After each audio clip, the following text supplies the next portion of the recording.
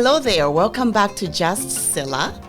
I am on episode 7. We are doing so much. We're having a great time. You've heard some of my views on important things. You've heard where I'm from. If you haven't checked it out, check out episode 1 through episode 6.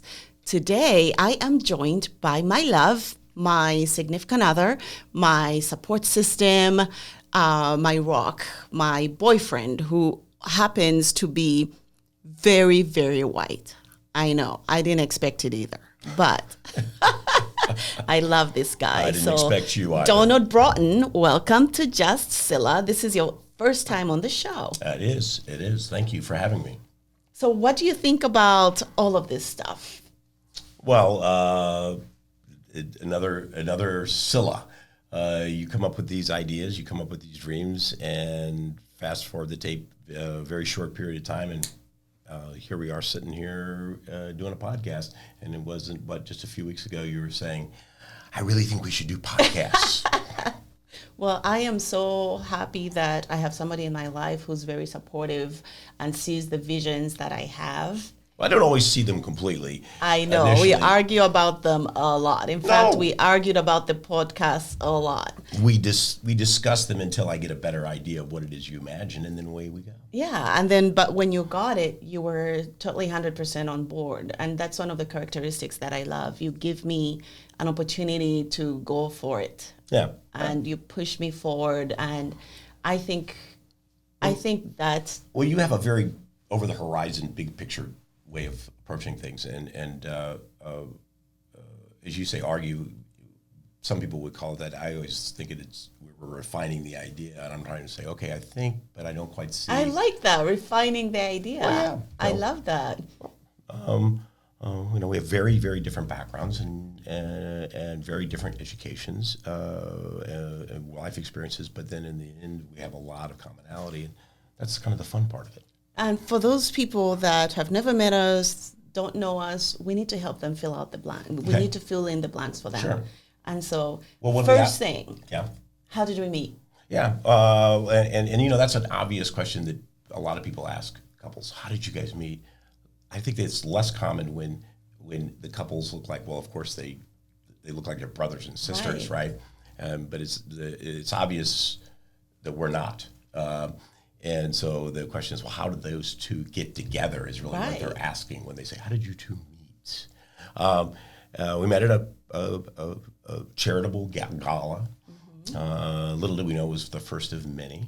A gala that I didn't want to go to. Oh, yeah, your date dragged you. I know, I've told you that so many times. He dragged you. Yes, and it wasn't my date because I had to negotiate before going that we are not on a date. We're going to support children. And I was literally trying up until the very last hour to get out of it. Although, as we both know, he, for quite some time thereafter, was wishing that was not the case. He continued to pine for you a little bit. Well, I'm Sagittarius. I have to feel the sparks. Yeah. Well, I understand. But you're also a beautiful woman, so I don't blame him for wishing. So you walked up to the table and you complimented my dress. You literally stood there and said, you look beautiful in that dress. That's a beautiful dress. Well, that was a little bit more politically correct than saying, I like those curves. Oh, my God. But, that's what stood out to me, because most times men will see a physical characteristic. Mm-hmm. And you talked about how beautiful I looked in the dress. Well, you did. That was so important to me in that moment when I looked back later, because I was at a point in life where I wanted to be seen. To meet somebody who saw me and not... Saw the real you. Right, not the physical part. Mm-hmm. And I think you saw me. You really saw me. Well, like everyone else, I saw the Miss Zambia part first, but I was so pleasantly surprised when you opened your mouth and you started speaking in grammatically correct sentences. Oh, my God. That's stereotypical. Well, no. It's really. With that lovely British lilt of an accent. And it was obvious. We started talking about this and that, and it was obvious that you were well-read. And it was fun because I'm easily bored. But at that point, there was no romantic interest No. Like, it hadn't even crossed my mind. I was literally just talking to this white guy who wouldn't stop talking to me. Oh, and I was talking to this. And I just wanted to eat my chicken and salad and just get through the night.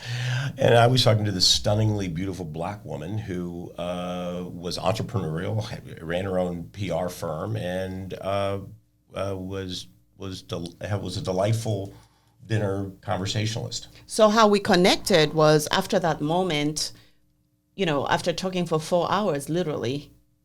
Yeah.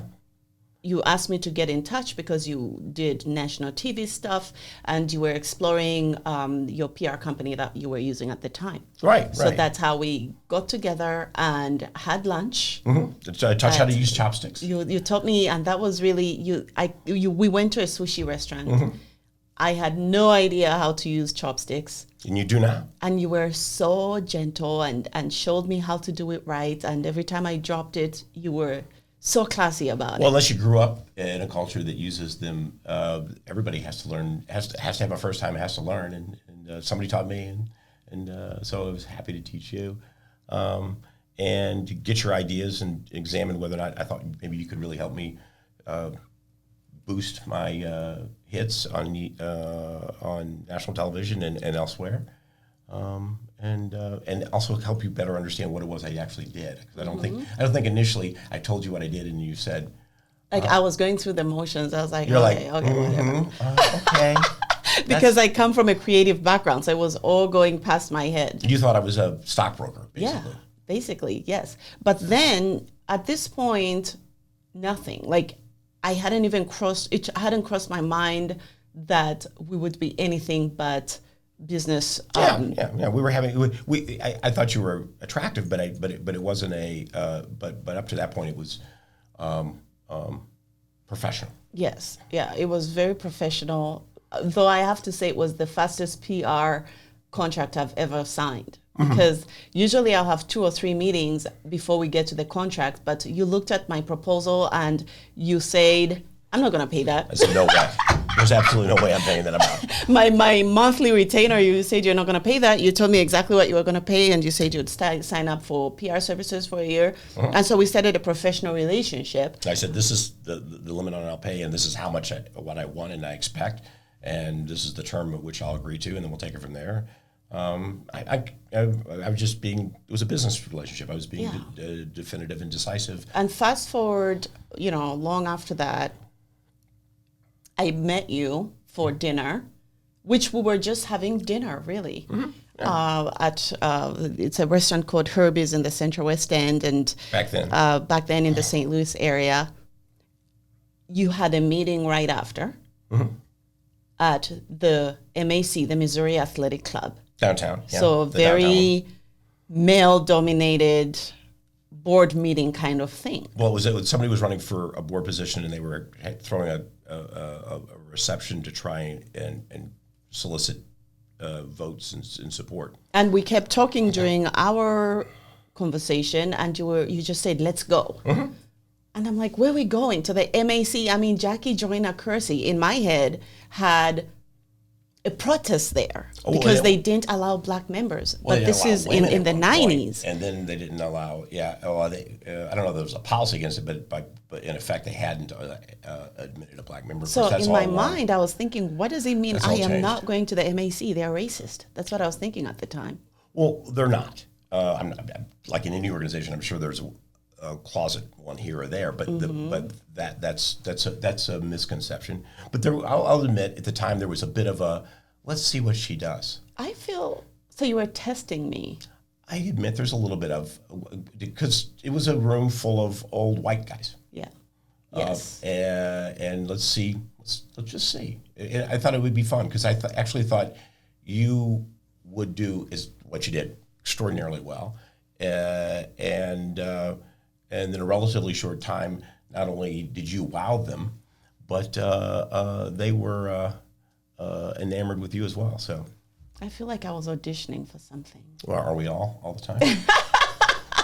But then, long after that, so nothing happened at that point. Yeah. You asked me to go hiking with you. And I was like, hiking? this white man wants to take me hiking. I called my friend. I'm like, if I go missing, I am out at Castlewood State Park Mountain lion attack. hiking with this guy. Here's his number. Because you have all these stereotypical things. This is who the police should yes, this is the first person. Yes. And it was anything but. I love the outdoors. You at that point didn't know how to ride a bike, so I couldn't get you out mountain biking. Yeah, but we went could hiking. Literally, you held my hand. Mm-hmm. And sparks started to fly. You kissed me. And at that point, I'm like, you know what? I'm not doing anything on the weekend. I'll go. And then you kissed me. That was the last resort. At least didn't have anything else to no. do. Thanks. I feel so. I was being open-minded. As was I. But then I just remember feeling my toes tinkle. I was like, what the hell is happening here? Yeah. It was so unexpected. I was for me floored. As well. In a lot of ways for me as well. I didn't understand. Like, no. Hell no. I don't remember that quite being your response, but okay. It was very confusing because I didn't think, I didn't think it would feel that way.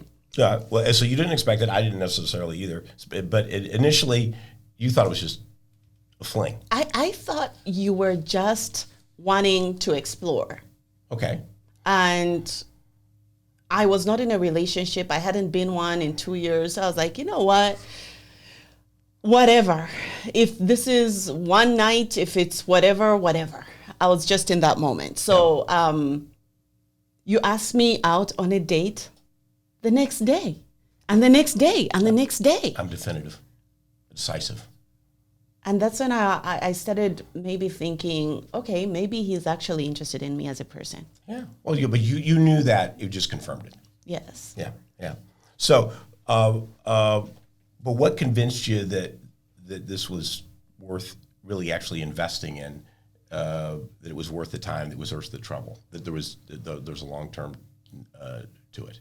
I had a lot of bad experiences before. I mean, I was married, went through a very difficult divorce. I had 2 children. Yeah. So that marriage ended. Mm-hmm. The next relationship I was on, I was actually engaged. I was in a relationship for 4 years. I was engaged. That ended badly. So at this point, I was questioning myself and if relationships were for me.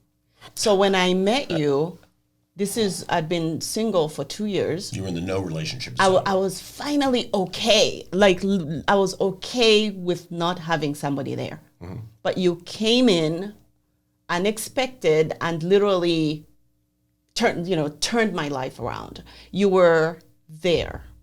I pushed you away so many times, you were there. You would still show up with a smile. Well, you test. I'm convinced this might go asunder, so I'm going to make you convince me that that's not really what's going to happen. You test on occasion. It's part of your nature. Yeah, because I think it's hard to believe that I've met somebody who is solid and who actually wants to be with me, for me, my mind, my soul. There were so many different things, and I didn't want to be used by you. Yeah, but the other thing you had to learn about me was I'm a hayseed from Cape Girardeau, Missouri. And as you know, one of my most things, I hate people who are pretentious. I've gotten to meet some incredible people, incredibly accomplished people, and I love it when I discover that they're real, they're down to earth. But it's also fair to say that you basically worked at the Limbo law firm in Cape Girardeau. You lived in a town that had hardly any Black people. You were at one point president of the Young Republicans. Are you going to look at my entire resume? I mean, those were real things that made me skeptical. Yeah, but in high school, I was a boy Friday at their clerk. It was I put files away and got people coffee.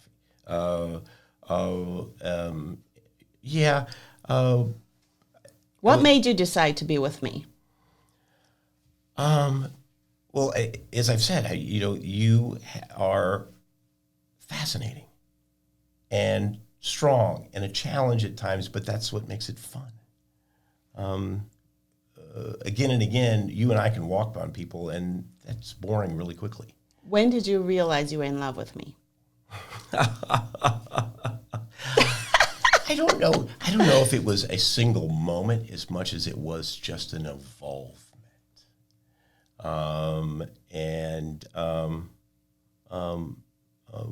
Both of us are old enough and had enough relationships that you understand the potential pitfalls, and that sometimes, we could both be in relationships that would be easier than this one is. Very true. But then we would also probably both get bored quickly.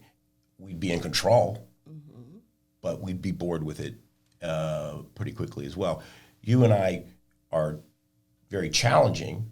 We require a lot out of each other, a lot of effort, a lot of keeping each other honest. But we also push each other to grow, encourage each other to grow, require that the other one grows in all parts of your life. I'm really too tired. I don't want to walk tonight. Well, get your butt off the couch. We're going for a walk. I know. Like, I want to, when I'm having issues at work and I'm just so overwhelmed and I have to pay bills and I have to take care of this and that, and I just want to be in bed, and you basically throw my covers over and you be like, get up! Let's go. Nobody has time for that. Get up and go get... But you did the same to me. No, we really needed to sit down and get that done. No, that really needs to be da-da-da-da-da. You need to address it. You said you're going to take care of it. It needs to be done. Okay, you're right. Yeah. And then we do it. And at times that's challenging, but it's also what makes it work and makes the rewards possible. What made you get to a point where you decided we should live together? Well, I got invited. Which we live together. I got invited. That was part of it. What? I don't remember that. I mean, I may have hinted. Hinted. Yeah. You hint like with a sledgehammer. Well, about that. Yeah. Well, no, not necessarily. I just wanted to see where your head was. And so it shocked me that you actually wanted to move forward and live together. It didn't shock you. And really be together. Maybe pleasantly surprised you, but it didn't shock you. Well, there's always the back of your mind, especially when you go out into the world and people say things and you hear things and you code things that you wonder if it's really real. So for me, when you said, I want to be here with you all the time, is when I think I finally realized that it was real. Well, not only is the glass half full, but the glass is overflowing. I'm always believing in, and maybe to a fault, the upside possibilities, the upside potential, and will continue, maybe sometimes further longer than I should, to continue to work at something to make it happen. But again, that's a yin and a yang that makes it interesting, makes it work. Very true, very true. But that doesn't mean we don't have our own challenges. So in the next episode of Just Scylla, we're going to talk about some of the things that we've experienced as a couple together and how we have basically chosen that in spite of all of that, we're going to make our relationship work. So tune in for episode 8.